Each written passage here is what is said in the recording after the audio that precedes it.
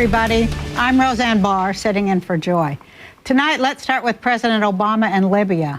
The president addressed the nation last night about our recent military intervention. Some nations may be able to turn a blind eye to atrocities in other countries. The United States of America is different. And as president, I refuse to wait for the images of slaughter and mass graves before taking action. Here now with his take on this and much more is award-winning filmmaker Michael Moore. Hi, Michael. Hi, Roseanne. Thank you so much for being here. Oh, no, it's great to be here. I've enjoyed you for a long time. Well, you know, what do you think of the president's speech? I can't wait to hear what you've got to say. Well, you know, I start from this premise. I believe he is a man with a good heart. Yeah.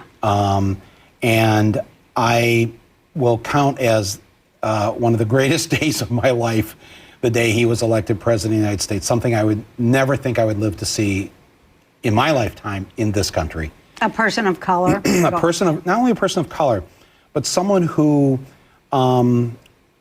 was so close to many of the things that I felt. It's so often we have to compromise, and you know, for the person, even for the Democrat who's running, and I felt much less of a compromise with Barack Obama. So I start there.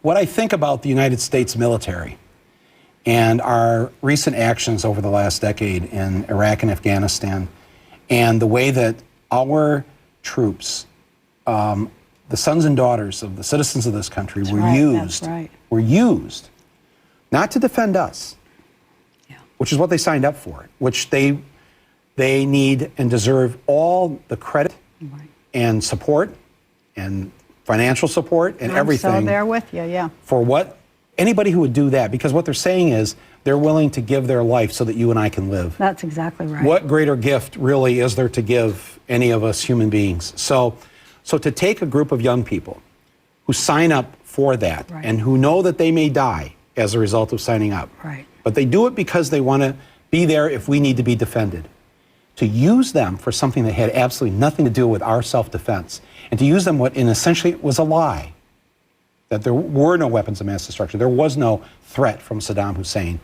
And it wasn't just one lie either. It was many lies. So they kept changing the lie and restructuring the lie. And here we are now today with, you know, 4,000 plus soldiers dead in Iraq. Another, I don't know what the statistic is today in Afghanistan. It's, but with all the coalition troops, it's you know, over 1,000. And I think that that's not even to mention the number of wounded. Oh, well, the wounded and the people that are coming back with PTSD and all these other issues. The terrible cost of that lie. It's a terrible cost, and I don't mean financial cost. I mean the human cost of people who were willing to die so that we could be free. Right. Man, oh man. So, because of this horrific violation of our American values and of human values, I think, I've said this now for some time, we, the United States, and especially our military, needs to go to the timeout room.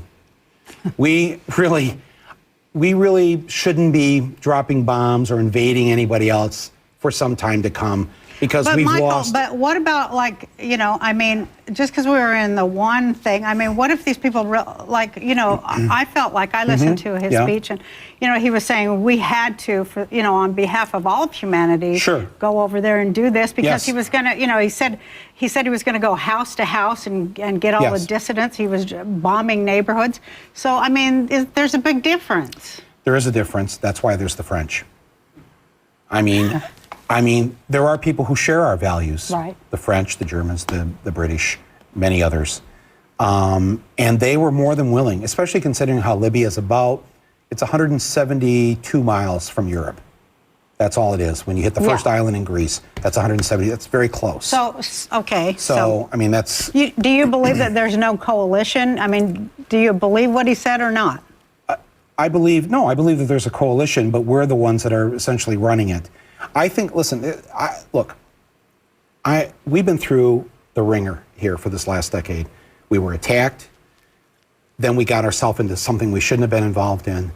And you know, we want to feel good about ourselves. We want to feel like we would do the right thing, because we would do the right thing, because that's who we are. I think our impulse is to do the right thing. Of course, so if we see a town that's going to be obliterated by some dictator or whatever, our first instinct is, yes, let's support that. But because we lack a certain credibility, because I think a lot of the world isn't sure, you know, what comes out of the American Pentagon, what's true, what isn't true. We say we're going to close Guantanamo, we don't. We say we're going to do this, that's true. we don't. Now there's the horrific photos in Rolling Stone this week of the kill team that the Pentagon knew about and did nothing about, then tried to cover it up.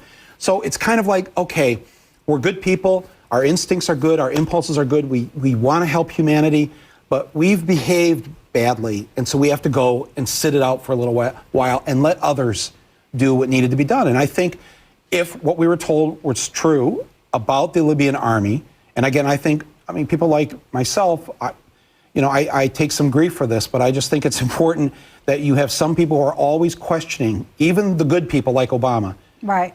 You need to have people who are asking questions, and I will continue to ask these questions.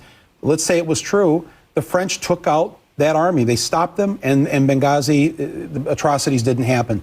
So that was a good thing. That's a separate issue, though, for us getting involved in a third Middle East war that we really... Who are the people that Obama's listening to is what... I mean, he might be the best guy on earth, but he's listening to the same people that got us into this mess, isn't he? I mean, pretty much. Right, and let me go back to my original statement about him and his good heart.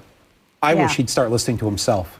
Oh, that's exactly what I think, too. You know, I wish he'd start listening to himself and his wife. And the American people who put him there, how about that? And to the American people, and one of the reasons he got there is because we were so tired of war. That's right. We didn't want another war president. We wanted it to end. We wanted it to end. And if he can build coalitions and have other people do the necessary humanitarian work that needs to happen when people are threatened, then I think we're all behind that. We're all for that. We all wish that. Doesn't it look like we're like trying to really go to war against all Muslim people? I mean, it's like 5 nations now. Yeah. It's scary. And I think if you live in the Muslim world, you're scared by that too. That's why I think our involvement in this has got to be of a different caliber than military. We can provide other things. I mean, we're the oldest democracy in the history of the world. Well, what about just growing food? That's okay. We have to take. But Yeah. I mean, weren't we supposed to be the breadbasket of the world at some point? We were that. Well, how come we're not doing that and producing something that helps people rather than just all weapons, all like going to attack, war? I think the stock market works because of war, right? Right. That's right. Thank you. Yes. I mean, no, of course. That's so scary. Well, and it's sad too, because we can do other things to make money, to provide jobs, and to provide a middle-class existence for people. And I would rather us focus on our own pro-democracy movement here in this country. And we can be a better example to the Muslim world and others when we start behaving properly ourselves. But when you have these governors in the Midwest... Right. Well, we're going to get into all that when we come back, right? We're going to get into all that. We have the total wrong people running things. That's the point I want to make. We'll be right back.